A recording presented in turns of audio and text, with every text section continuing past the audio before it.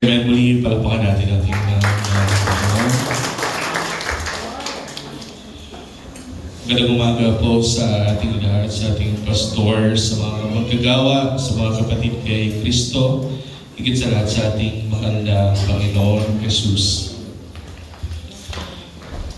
Napakasarap po na purihin, sambahin, luwalhatiin ang Diyos na siyang nagligtas sa atin. Amen po ba? Nung napag-aralan natin sa Book of Romans, from chapter 1 hanggang chapter 12, last Sunday, nalaman natin na ang lahat ng mga bagay na may kinalaman sa kaligtasan ng kaluluwa ng tao ay biyaya lamang ng Diyos sa bawat isa sa atin.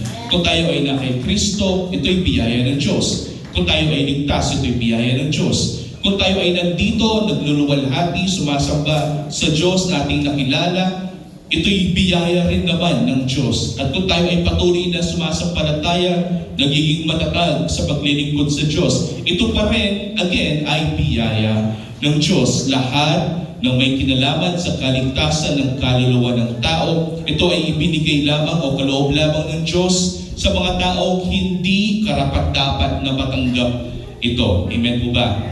Ano yung pagpapala ng Diyos na ibinibigay sa tao kahit hindi siya karapat-dapat? Ang pabor na ibinibigay ng Diyos na walang bayad sa tao kahit hindi siya karapat-dapat? Biyaya. Very good.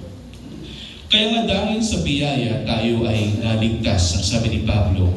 At nalaman natin sa Romans chapter 9 at sa Romans chapter 11 na tayo daw mga tao, mga makasalanan, ay mapalad sapagkat kahit hindi tayo kasama sa mga unang nakipagtipan sa ating mahal na Panginoon, which is yung mga Hudyo o yung mga Israelita, tayo pa rin ay idinugtong doon sa kaligtasan na iyon at tayo na ngayon ay kabilang sa kaligtasan, sa pakikipagtipan ng Diyos sa tao sa pamamagitan ng ating tagapagligtas, ang tulay ng isang taong makasalanan sa isang Diyos na banal, walang iba kundi ang ating mahal na Panginoong Hesukristo. At tayo ay naging matuwid sa harapan ng Diyos sa pamamagitan ng biyaya at sa pananampalataya lamang sa ating mahal na Panginoong Hesukristo. Bagamat pananampalataya lamang ang basihan ng Diyos upang maligtas ang kaluluwa ng tao, ang pananampalatayang ito ay kailangan nating ma-clarify, ma-verify at ma-validate kung totoo ba ang pananampalataya kay Kristo o hindi. Paano natin malalaman kung ang pananampalataya kay Kristo ay totoo? Ito ay may bunga. Sabi natin, mahal na Panginoon, paano natin malalaman ang mga tunay na kay Kristo Jesus? You shall know them by their fruit. May bunga. Sapagkat lahat ng mga kay Kristo ay may naipangako sa kanila. Sino? Ang banal na Espiritu na siya magiging ating tagatulong sa mundong ito. At kung tayo ay mayroong banal na Espiritu sa ating buhay, dapat mayroon tayong bunga ng Espiritu. At ang sabi dito, kung naiintindihan natin na tayo ay na kay Kristo, tayo ay nasa ilalim ng biyaya ng Diyos, at tayo ay may bunga ng Espiritu. Thus, therefore, ang sabi ni Pablo sa Romans chapter 12, I appeal to you, therefore, brothers, by the mercies of God. That is, alang-alang sa mga kahabagan ng Diyos. Bakit ito sinabi ni Pablo? Because Paul is assuming, since chapter 1 na pag-aralan natin ng Romans hanggang chapter 11 ng Romans, naiintindihan natin that we are all under the mercy of God. That we cannot save ourselves, but rather, because of God's mercy to a sinner, we have been saved. Kaya sabi ni Pablo, therefore, sabi ni Pablo, I appeal to you, brothers and sisters. Tayo mga magkakapatid kay Kristo, ngayong naiintindihan natin ang katotohanan, ngayong naiintindihan natin ang Ebanghelyo ni Kristo. Sa Romans chapter 1, sabi ni Pablo, hindi siya nahihiya na ipalaganap ang Ebanghelyo ni Kristo sapagkat ito yung kapangyarihan ng Diyos upang magligtas ng tao. Ngayon, ang sabi ni Pablo, ngayon naiintindihan na natin na tayo ay ligtas na dahil sa Ebanghelyo ng ating Panginoong Jesucristo, I appeal to you. Ang sabi niya, nakikiusap siya sa bawat isa sa atin, by the mercies of God, na naiintindihan natin na tayong lahat ay nasa ilalim ng kahabagan ng Diyos, ano yung dapat natin gawin? Ito yung bunga na dapat natin gawin. Present your bodies as a living sacrifice. Napag-aralan na natin yun, kapatid, that a sacrifice before entails life. Di ba? Paano siya magiging sakripisyo kung may buhay na kapalit? Yung mga bayani, bakit sinasabi natin na sinakripisyo nila ang kanilang buhay? Kasi sila ay pinatay para sa atin. Pero ang apila ni Apostol Pablo, kapatid, sa bawat isa na kay Kristo, we should present your bodies not as a sacrifice of death, but as a living sacrifice. Meaning na ang ating buhay, ang ating katawan, ang ating enerhiya, ang ating resources ay nakatuon in service of our Lord. Because of His mercy, we have been saved. At ang sinabi dito ni Pablo, kapatid, that we are willing to sacrifice our lives. No? Hindi mo na kailangan magbigay pa ng buhay sapagkat mayroon lang nagbigay ng buhay para sa atin. But rather, we should live by the death of our Lord. We can live, and we should live a life that is pleasing, sabi nga ni Pablo dito, to God as our reasonable worship. Ito yung karampatan nating pagsamba sa Diyos, na tayo ay mamuhay na may sakripisyo, tayo ay mamuhay na may kabanalan, at tayo ay mamuhay na katanggap-tanggap sa harapan ng Diyos upang ito'y maging katuwa-tuwa at galak-galak sa harapan ng ating Panginoon. Paano natin gagawin ito? This is just recap. Diba? Pag-aralan natin ito last Sunday. Verse 2. Paano natin gagawin ito? Do not be conformed to this world, but to be transformed by the renewal of your mind. Dito may dalawang words dyan. Conform and transform. What is the root word? Form. Pag sinabing form, what does it mean? Kung ano man, kung sino ka man ngayon. Pag sinabing conform, what is your form? Pag sinabing conform, makiayon ka. Kung ano man yung form ng mundo, that is conform. But when you say transform, that means mag-iba ka ng forma. It means you should be renewed, mag-iba, magbago. No? Sabi dito, do not be conformed. Huwag tayong makiayon sa mundong ito. But to be transformed, mag-iba tayo ng form from a sinner that from a sinner that is dead in spirit and do not have hope of salvation, to a new creation in Christ, saved by His blood and by His mercy. Now that we are transformed, we should be transformed by the what? Renewal of your mind. Magbago na tayo ng pag-iisip. Diba? Kung dati, mas ninanais natin na tayo magkasala at wala tayong remorse or pagsisisi sa mga nagawa nating kasalanan. Ngayon, nalaman na natin yung katotohanan ni Kristo ng kanyang ebanghelyo. Nalaman na natin tayo natin nasa ilalim ng biyaya at kahabagan ng Diyos na hindi man tayo karapat dapat tayo ay niligtas ng Diyos. Ngayon, nalaman natin yung mga katotohanan na ito, baguhin na natin yung ating pag-iisip na nakatuon lahat sa biyaya ng Diyos na ibinigay sa bawat isa sa atin upang malaman natin na ang lahat ng bagay na nangyayari sa buhay natin, ito ay ibinigay ng Diyos. Tayo ay bagong nilalang na kay Kristo Jesus. At kung ikaw ay bagong nilalang na sa ating mahal na Panginoon Kristo, dapat bago na rin yung ating pamumuhay, yung ating buhay bilang mga Kristiyano. No? Bakit tumalaga, sabi ni Pablo? Transformed by the renewal of your mind, so that by testing you may discern what is the will of God, what is good and acceptable and perfect. No? Upang malaman natin kung ano pa talaga ang kalooban ng Diyos sa bawat isa sa atin, kung bakit tayo pinili bago itinatag ang mundong ito, kung bakit tayo ibinigay sa ating mahal na Panginoong Jesucristo, kung bakit tayo na makasalanan ay binigyan ng kaligtasan ng Diyos. And we know this, right? Because God wants us to glorify Him and Him alone.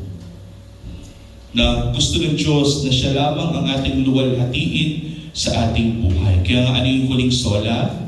Soli Deo Gloria. What does it mean? Glory be to God alone. Ngayon nalaman na natin yung mga katotohanan na yan, di ba? Lumabas tayo from Romans, napunta tayo sa Ephesians chapter 1. Sa recap, kapatid, ng Ephesians chapter 1, mababasa natin dito, Paul, an apostle of God, gawin natin sa Tagalog, kapatid, para mas maintindihan natin. Si Pablo, apostol ni Kristo Jesus, sa pamamagitan ng kalooban ng Diyos, sa mga banal na nasa Efeso at sa mga mananampalataya kay Yesu Kristo, sumainyo nawa ang biyaya at kapayapaan mula sa Diyos na ating Ama at sa Panginoong Yesu Kristo. Di ba napag-aralan natin yan? This is a greeting. At nalaman natin dito itong magandang katotohanan. What is the truth that we learned from this? That is Ephesians chapter 1 verse 3. Purihin nawa ang Diyos at Ama ng ating Panginoong Jesucristo na siyang nagpala sa atin kay Kristo ng bawat pagpapalang espiritual sa sangkalangitan. Ano yung pinakamahalagang bagay sa lahat? Ano yung pagpapalang yan? Pagpapalang physical ba yan? O pagpapalang espiritual? Tingnan natin sa verse 3, basahin natin. Sabi dito, purihin nawa ang Diyos at Ama ng ating Panginoong Jesucristo na siyang nagpala sa atin ng bawat pagpapalang espiritual. Meaning all of the blessings in accordance with our spiritual life came from the Lord Himself. Yun yung pwede nating asahan kung tayo ay na kay Kristo. Ano yung pagpapalang yan? Pagpapalang espiritual. Hindi lamang siya 2 out of 10 or 4 out of 10, but kus ang sabi dito, all spiritual blessings will be for those who are in Christ Jesus. No? At ito'y ayon sa kanyang pagkapili.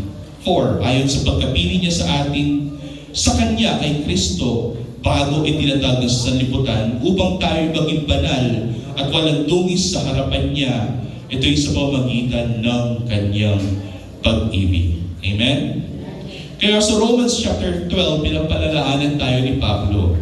Ngayong nalalaman na natin ang katotohanan na ito, ngayong nalalaman natin na tayo pinili pala ng Diyos, that is Romans chapter 9. At pinili tayo ng Diyos dahil hindi tayo ang unang pumili sa Kanya, kundi siya yung unang pumili sa atin upang ito'y hindi maging basihan ng paggawa ng mabuti o ng masama ng tao, kundi ang pagpipili ng Diyos ay maging basihan ng Kanyang makalayang kalooban na pumili kung sino ang nais niyang iligtas. At ngayon kayo ay pinili ng Diyos, kaya kayo narito. Naniniwala po ba kayo doon? Naniniwala po ba tayo na tayo ay dating patay at binuhay muli? Then, yun yung pag-aaralan natin ngayong umaga na ito. Aalis muna tayo sa Romans, sapagkat yung Romans chapter 13 and onwards is about the government of God. The government na ibinigay ng Diyos sa bawat isa.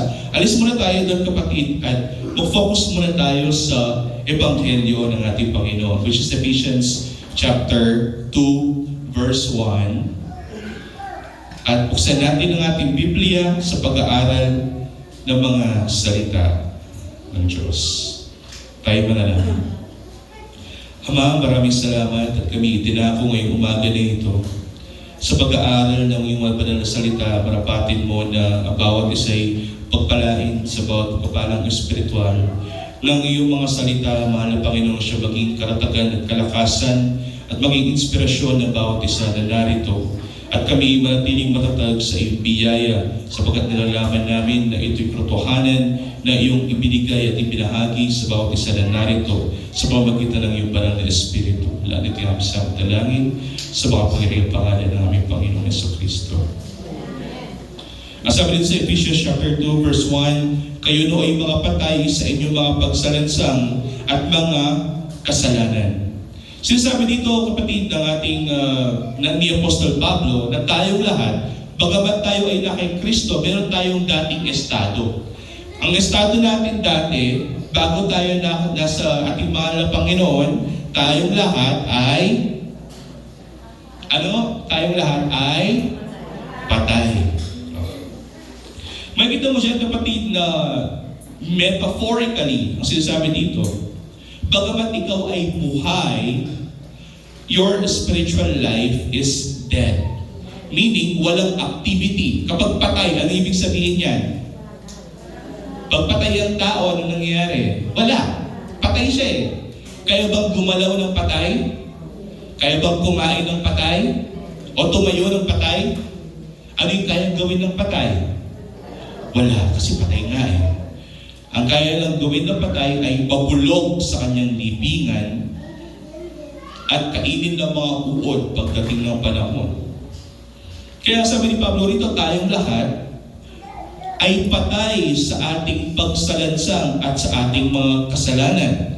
Ni-acknowledge ito ni Pablo na dati nating nilakaran, sabi din sa verse 2, ayon sa lakad ng sanlibutan ito, ayon sa pinuno ng kapangyarihan ng ipapawid ng Espiritu na ngayon ay gumagawa sa mga anak ng pagsuway, tayong lahat ay dating nabuhay sa gitna ng mga ito sa mga pagnanasa ng laman na ating ginagawa ang mga nais ng laman at ng pag-iisip, at tayo nooy katutubong mga anak ng kapuotan, gaya din naman ng iba. Pinag-aralan natin ito. We have 3 superpowers kung bakit tayo ay patay sa Espiritu. What are these 3 superpowers? Ang una ay ang mundo. Pangalawa ay ang Espiritu ng ipapawid. Sino yan? Ang Diablo, si Satanas. At yung pangatlo ay ang ating mga sariling laman. Itong tatlong ito, kapatid, ang dahilan kung bakit tayo ay patuloy na patay sa Espiritu. Ano sinabi ni Pablo sa Romans chapter 12? Huwag tayong makiayon sa mundong ito. Bakit? Sapagkat ang mundong ito ay patuloy na lumalayo at patuloy na nagiging rebelde sa Diyos. Ano yung ginagawa ng mundong ito? Mas ninanais ng mundong ito na gawin niya kung ano yung bawal at makasalanan sa Diyos. Kaya nga sabi ni Pablo, kaya tayo ay nanatiling patay sa ating espiritu sapagkat ang mundong ito ay mayroong malaking impluensya sa mga tao. Amen po ba? Tayo nga nasa ating lipunan ngayon. Kung hindi ka nakaayon sa lipunan, ano yung tingin ng tao sa iyo? Weirdo. Hindi ka kabilang. Diba? Kasabihin nila, let me talk. Lupa yung weirdo. Manyang paniniwala na balamot ang iyaws to. Yeah? Kasi meron tayong ibang paniniwala kaysa sa mundong ito. Kaya sabi ni Pablo, huwag tayong makiayon sa mga prinsipyo ng mundong ito sapagkat ang mundong ito ay patuloy na lumalayo sa Diyos. At ang dahilan kung bakit tayo ay patuloy na patay sa ating espiritu sapagkat tayo ay nasa ilalim ng kapangyarihan at impluensya ng mundong ito na patuloy na lumalayo sa Diyos. Pangalawa, anong dahilan kung bakit tayo ay patay? Tayo ay nasa ilalim ng kapangyarihan ni Satanas o ng Diablo.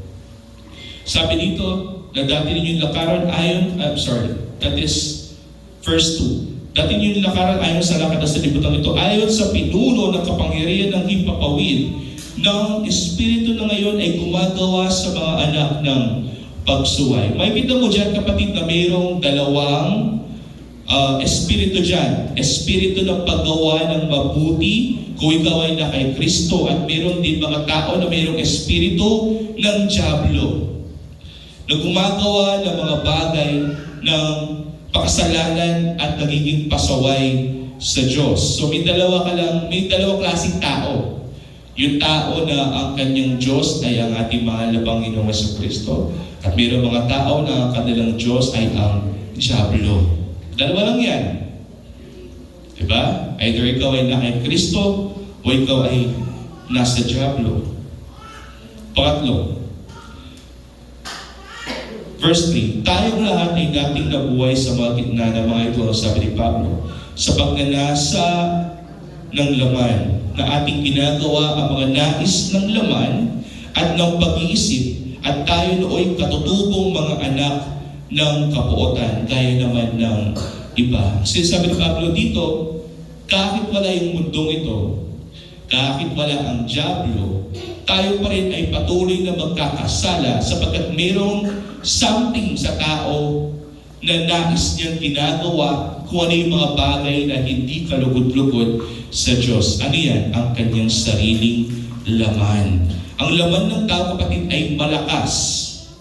Kaya nga sabi ni Pablo, kapatid, sa mga ibang mga kasulatan niya, ano sinasabi niya? Na tayo na kay Kristo ay laging nakikibaka sa ating laman. Amen. Kasi ang matinding kalaban ng tao ay hindi ang mundong ito, kundi ang kanyang sarili.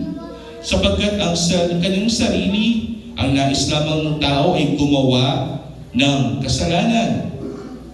So tayong lahat, kapatid, ay mga katutubong anak ng kapuotan, gaya din naman ng iba. Sinasabi dito ni Pablo, kapatid, na tayong lahat ay mga pasaway, tayong lahat ay nasa ilalim ng kapuotan ng Diyos, tayong lahat ay dapat pupunta sa impyerno. Dapat tayong lahat ay mananatiling patay sa Diyos. Kasi ang patay nga, wala siyang magagawa. Tayo nga ay patay. Kung tayo ay patay at wala tayong magagawa sapagkat mayroong tatlong makapangyarihang elemento na silang dahilan kung bakit tayo ay nananatiling patay, anong mangyayari sa atin? Wala na tayong pag-asa. Kundi tayong lahat ay mamamatay at mabubulok sa estadong yun. Tayong lahat ay nasa ilalim ng kagalitan at kapuotan ng Diyos. So wala tayong pag-asa. Amen. Yun yung bad news. Ang bad news, ang tao ay walang pag-asa. Hindi niya kayang iligtas ang kanyang sarili. Ang tao ay patay sa kanyang natural na estado at wala siyang magagawa kundi mabulok sa kanyang kasalanan at mapunta sa dagat-dagatang apoy. Sapagkat yun ang karapat-dapat na mangyari sa isang taong kasalanan. Amen po ba?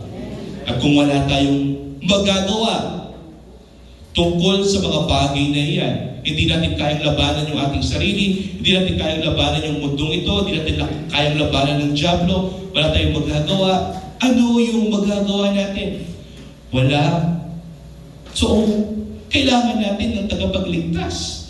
Kailangan nating mayroong magligtas sa atin mula sa estado na iyon. At purihin ng Diyos sapagkat mayroon siyang ginawa. No? Kaya makikita mo sa verse 4, ano yung sinabi dito? Ngunit ang Diyos.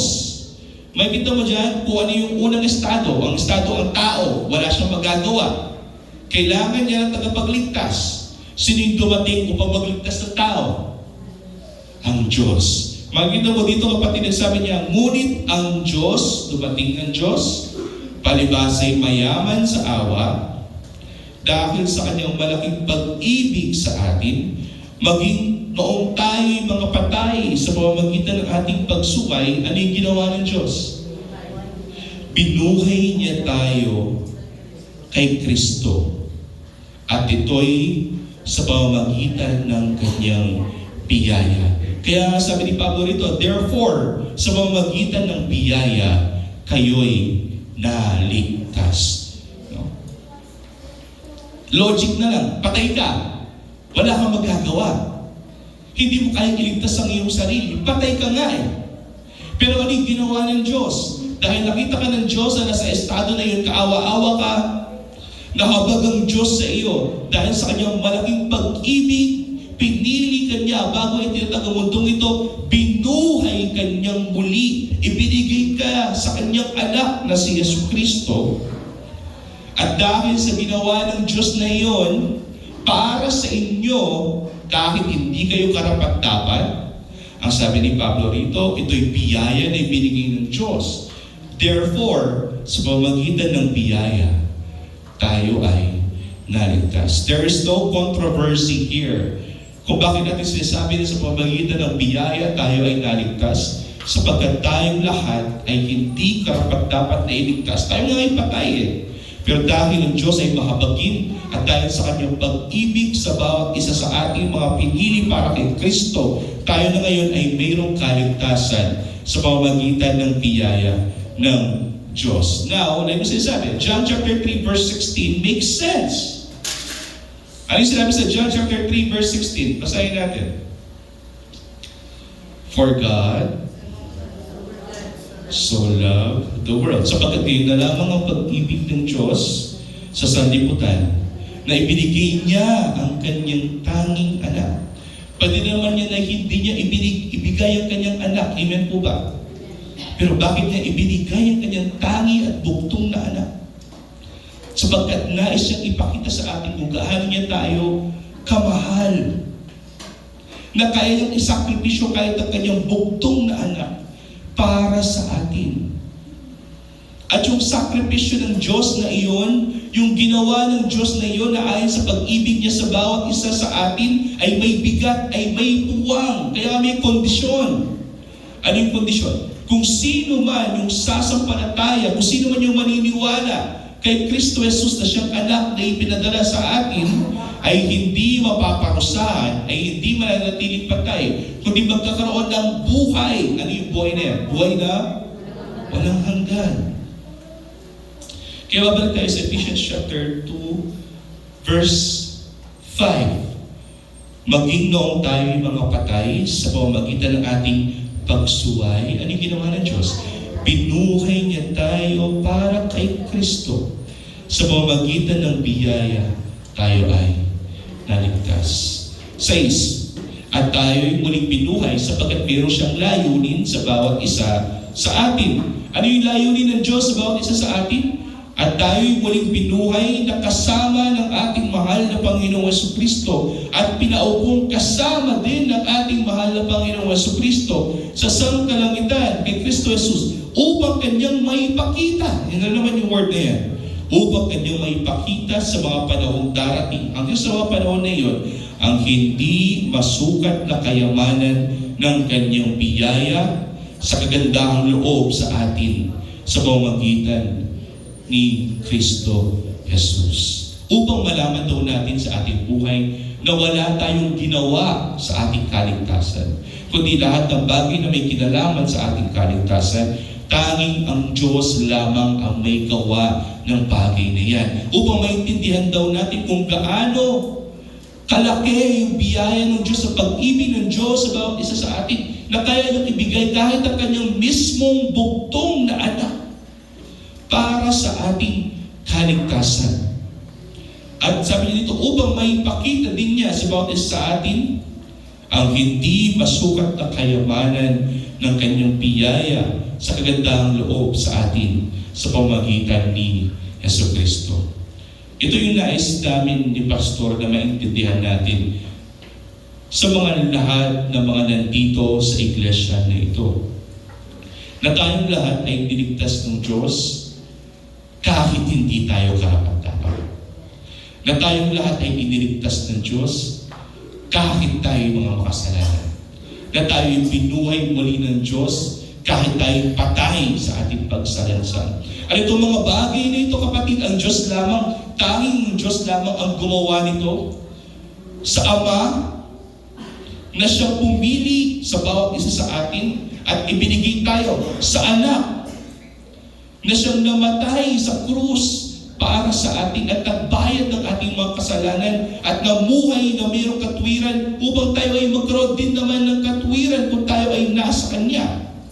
At sa Espiritu Santo, na siyang ipinangako ng Diyos sa bawat kay Kristo Jesus upang kahit wala ang ating Panginoon dito sa mundong ito, tayo ay patuloy na nagiging matatag sa paglilingkod sa Kanya, sapagkat ang Kanyang Espiritu ang siya nagpapalakas sa bawat isa sa atin. Naniniwala po ba kayo doon? Na hindi kayo pupunta rito kung hindi kayo binigyan ng lakas ng Espiritu ng Diyos na pumunta rito. Siya ang dahilan kung bakit tayo ay lumalakad ng nasa kalooban ng ating Panginoon.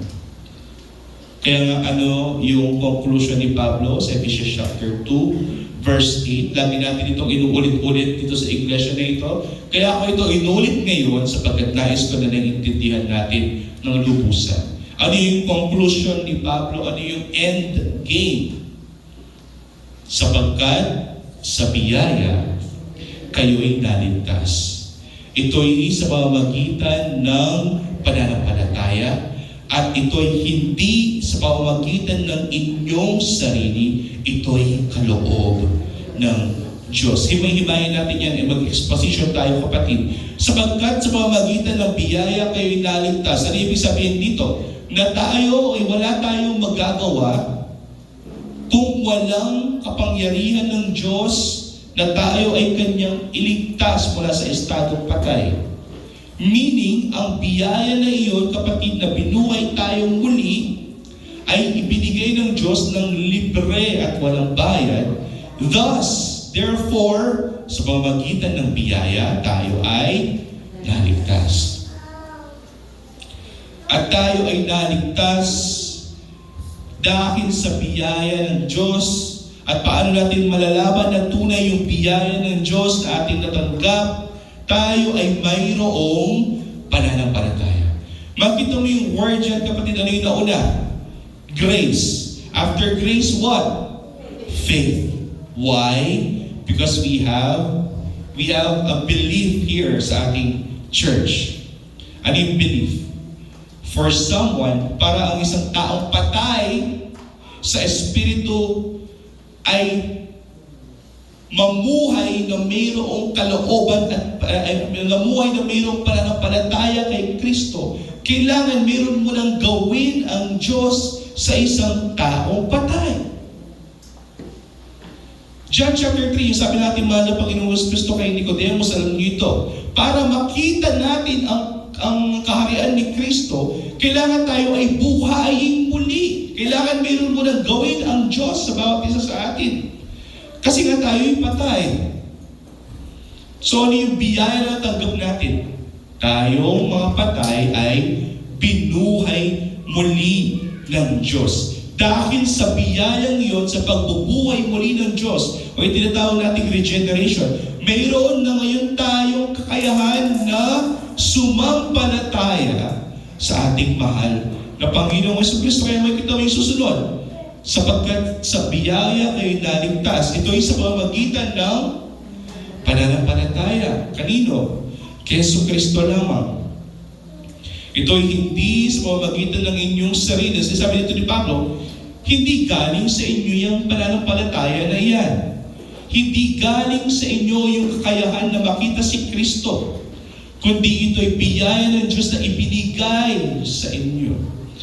Mahalaga na ito'y naiintindihan natin. Pero basahin natin, kapatid, para total, maaba-aba pa naman yung oras hanggang 9:30, right? 9:30 naman ako dito, 9:10 pa lang naman. Basahin natin sa John chapter 3. Para mas marami kayong ma-highlight. Ang sabi dito, kapatid, sa John chapter 3, may isang lalaking kabilang sa mga Pariseo, ang pangalan ay Nicodemo, isang pinuno ng mga Hudyo. Pag sinabing pinuno ng mga Hudyo, meaning meron siyang katungkulan sa mga Hudyo. Sino yung mga Hudyo, kapatid? Sila yung mga naibigay sa kanila ang kautusan. Very good. Sila yung piniling bansa piniling lahi ng... Okay. So, si Nicodemo ay isang Hudyo. Verse 2. Siya ay pumunta kay Jesus ng gabi at sinabi sa kanya, Rabbi, o guro. Nalalaman namin ikaw ay isang guro na mula sa Diyos sapagkat wala makagawa ng mga tanda na iyong ginagawa malibang kasama niya ang Diyos. Bakit siya dumating ng gabi? Kasi nagtatago siya mula sa mga ibang Pariseo. Kasi bawal nga na makihalubilo sa ating Panginoon. Dumating itong tao na ito na gabi. May katungkulan, pero pinuntahan ng ating Panginoon ng gabi sapagkat mayroong agam-agam sa kanyang puso. Pag-aralan na natin yan. Anong agam-agam sa kanyang puso? Alam niya sa kanyang sarili na siya'y mamamatay sa kanyang mga kasalanan. Verse 3. Sumagot si Jesus sa kanya at sinabi, "Katotohanan sinasabi ko sa iyo, malibang ang isang tao'y ipanganak na muli ay hindi niya makikita ang kaharian ng Diyos." May tinanong ba si Nicodemo kay Jesucristo? "Guro, paano ba ako maliligtas?" Yun ba yung tanong niya? Walang tanong na gano'n, di ba? Pero bakit ganyan ang sagot ng Panginoon? Sapagkat batid ng Panginoon kung bakit nandoon si Nicodemo noong oras na yon, na kinagabihan na yon, at kung ano yung agam-agam niya sa kanyang puso. Ano yung agam-agam ng isang tao makasalanan? Siya'y nag-aalala para sa kanyang kaluluwa. The sinner is worried. Sabi nga ni MacArthur, yung makasalanang tao ay nag-aalala para sa kanyang kaluluwa. Imagine, isa siyang pinuno ng mga Hudyo. Alam niya yung Old Testament. Alam niya yung mga salita ng Diyos. Pero itong tao na ito ay may agam-agam sa kanyang puso. Para bagang may mali. At pinuntahan ng ating Panginoon ng gabi. At ano yung sagot ng Panginoon sa kanya? Kung ikaw ay makasalanan at may agam-agam ka, kailangan may mangyari muna sa iyo. What is it? Malibang ang isang tao ay ipanganak na muli, ay hindi niya makikita ang kaharian ng Diyos. Hindi mo makikita si Kristo, ni ang kaharian ng ating mahal na Panginoong Jesucristo, kung hindi ka ipinanganak muli. Kaya babalik tayo ngayon sa Ephesians chapter 2, verse 8. Kung tayo ay nakay Kristo Jesus at nakikita natin ang kaharian ni Kristo at tayo ay sumasampalataya sa ating mahal na Panginoong Kristo, dahil tayong lahat sa pamamagitan ng biyaya ng Diyos ay ipinanganak muli. Bakit? Kailangan natin ipanganak muli kasi tayong lahat ay patay sa ating pagsalsa. Sapagkat sa biyaya kayo naligtas sa pamamagitan ng pananampalataya, at ito'y hindi sa pamamagitan ng iyong sarili, ito'y kaloob ng Diyos. May kadugtong yan, kapatid. Verse 9. Hindi sa pamamagitan ng mga gawa, upang ang sinuman ay huwag magmalaki. Bakit ito sinasabi ni Pablo? Kasi mayroong predominant na paniniwala noong unang panahon that you are saved by your works. Na ang tao ay naliligtas sa binibigyan ng pabor ng Diyos sa pamamagitan ng kanyang paggawa ng kalooban ng Diyos o yung paggawa ng mabuti. Pero sabi ni Pablo, no, mali yan. Kasi kung ganyan yung paniniwala mo, sabi ni Pablo, hindi mo naiintindihan o nakikita ang iyong Panginoon sa iyong buhay. Ibig sabihin, hindi mo naiintindihan yung Ebanghelyo ni Kristo sa iyong buhay. Ang sinabi ni Pablo, dito kapatid, sa pamamagitan ng biyaya tayo ay naligtas. Bakit? Kasi nga, hindi natin kayang iligtas yung ating sarili. Walang gawa ng tao maging kalugod-lugod sa harapan ng Diyos. Romans chapter 3, pinag-aralan na natin ito. Lahat ng mga galing sa laman ay hindi kalugod-lugod sa Diyos. Kaya sabi ni Pablo sa Ephesians chapter 2 verse 9, hindi sa pamamagitan ng mga gawa upang ang sinuman ay huwag magmalaki. Bakit ito ang ginawa ng Diyos? Bakit ito ang nais ng Diyos na mangyari sa ating buhay at maintindihan ito sa ating buhay? Sapagkat nais ng Diyos na huwag tayo umasa sa ating sarili. But what? to surrender all, to sacrifice everything to the one who can save us. Ibigay lahat, ilagak lahat sa kung sino ang makakapagligtas sa atin. Kasi kung kaya natin iligtas yung ating sarili sa paggawa ng mabuti, hindi na natin kailangan ng tagapagligtas. Amen. Naniniwala ba kayo doon? Kung kaya mo naman palang iligtas ang iyong sarili, bakit kailangan mo pa ng tagapagligtas?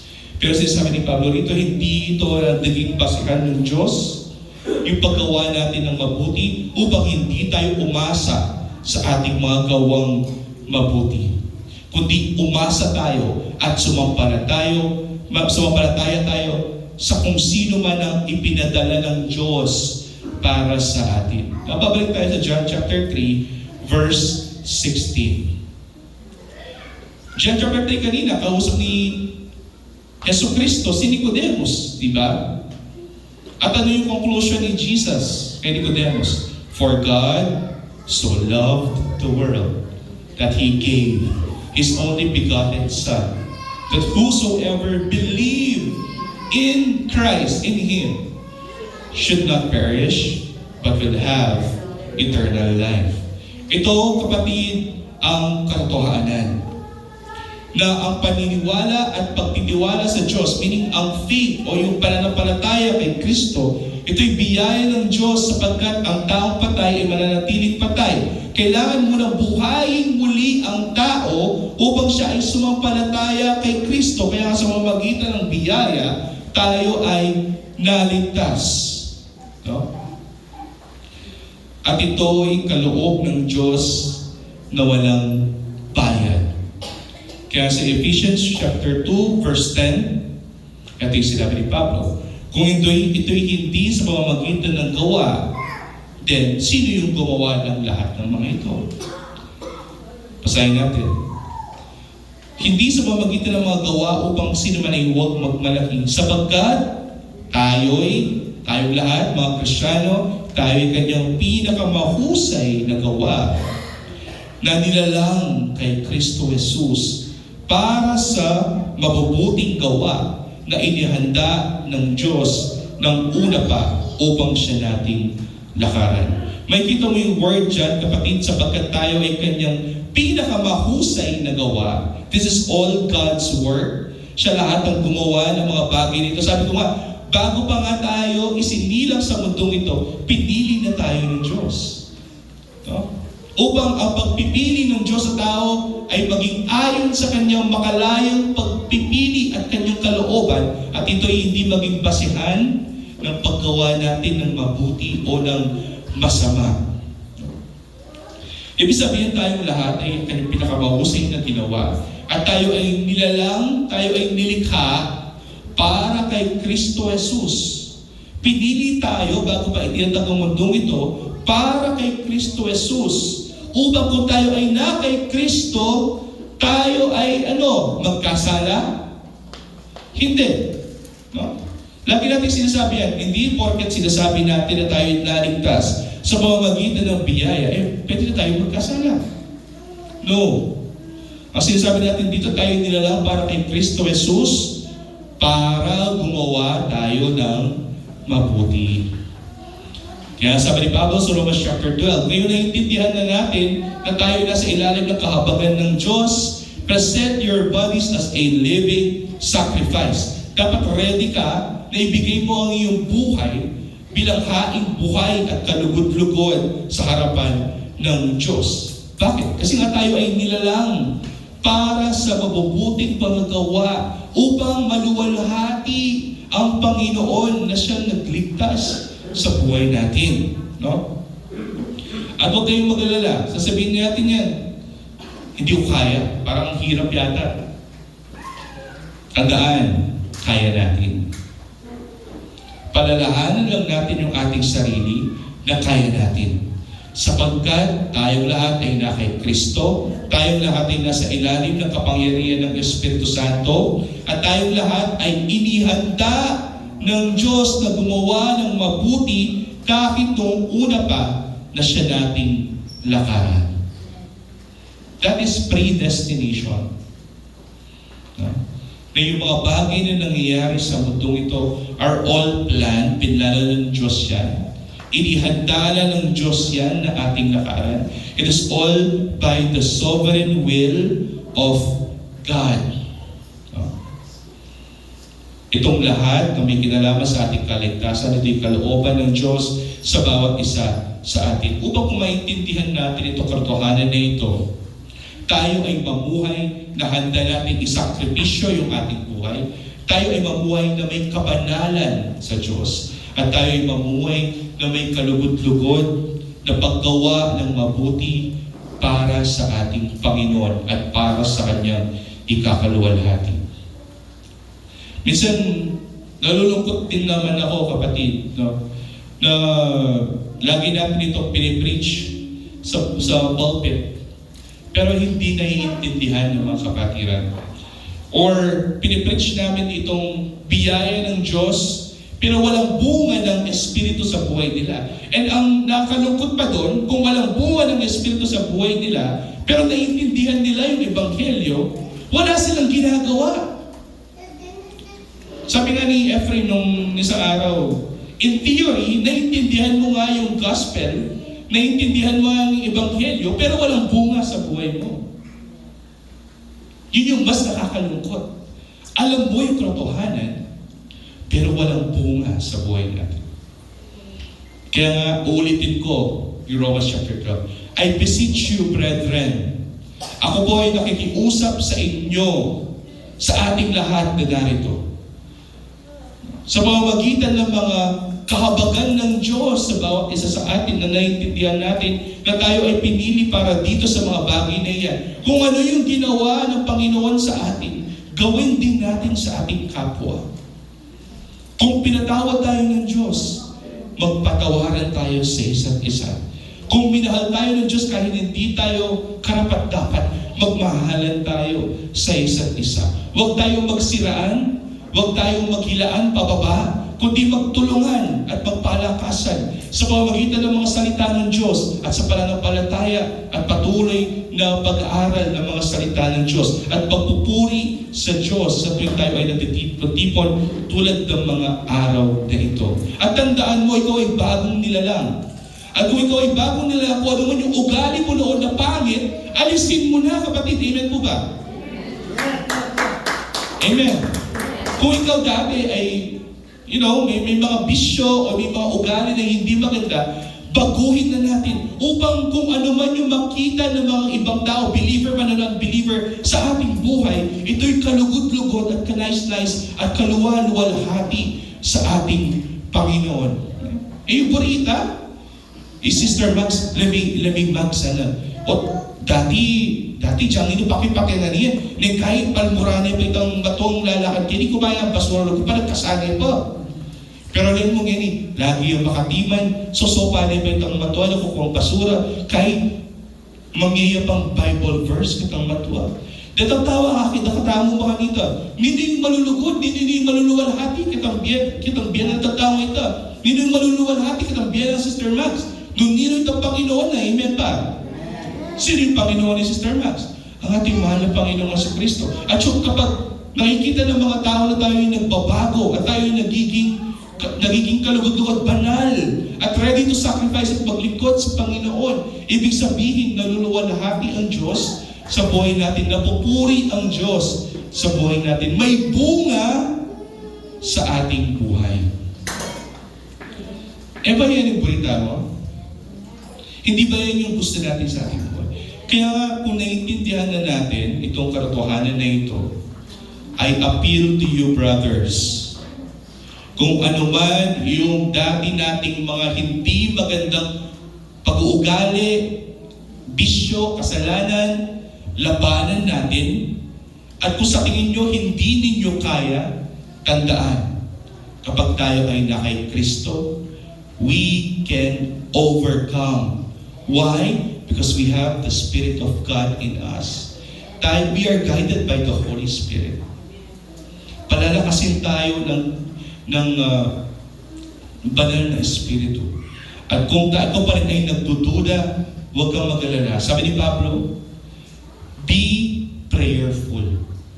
Manatili sa panalangin at pakikipag-ugnayan sa Diyos. Kailangan ninyo ng advice, open si Pastor dyan. Ako, open din ako. Kailangan ninyo ng mga encouragement, open kami kapatid. And this is very important. Why? Because malapit na yung Pasko. Alam natin kapag Pasko, sasabihin ng mga tao, kasunod ng Pasko. At pag may New Year, ano yung inyong isipin? New Year's resolution, amen po ba? Itang masakit yung mga nini. Kalambat na ng Kristiyano yan, kailangan New Year yung nilabas, ewan magbayo, ano? Pumahan yan. Makatula, pero makalungkot. Why? Because if you are in Christ, you are a new creation. You are a brand new man. And we start by the renewing of our minds. Do not be conformed to this world, but to be transformed by the renewal of your mind. Upang malaman natin po yung kalugod-lugod at kalooban ng Diyos sa ating buhay. At yon ang maging accomplishment natin. Upang kung ano man yung nangyayari sa ating buhay, we can be the true ambassadors of Christ. Na makita ng mga tao, hindi tayo, kundi ang ating Panginoon na siya nung nagligtas sa atin. At kung sino man yung naluluwalhati, hindi tayo, kundi ang kaluwalhatian ay tanging sa Diyos lamang. Amen? Tayong lahat ay manalangin. Ama, maraming salamat sa mga banal na salita ngayong umaga na ito. Maraming salamat o Diyos sapagkat binigyan mo kami ng kalakasan, biyaya, at ito'y aming nalalaman at naiintindihan na dahil sa iyong mga banal na salita. At ngayon o Diyos, parapatin mo na ang katotohanan na ito'y magbunga sa bawat isa na narito.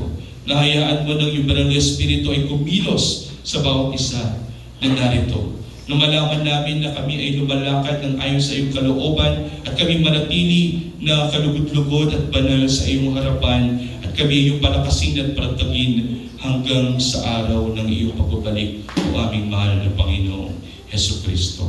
Lahat na ito yung aming sa dalangin sa iyong takinong pangalan.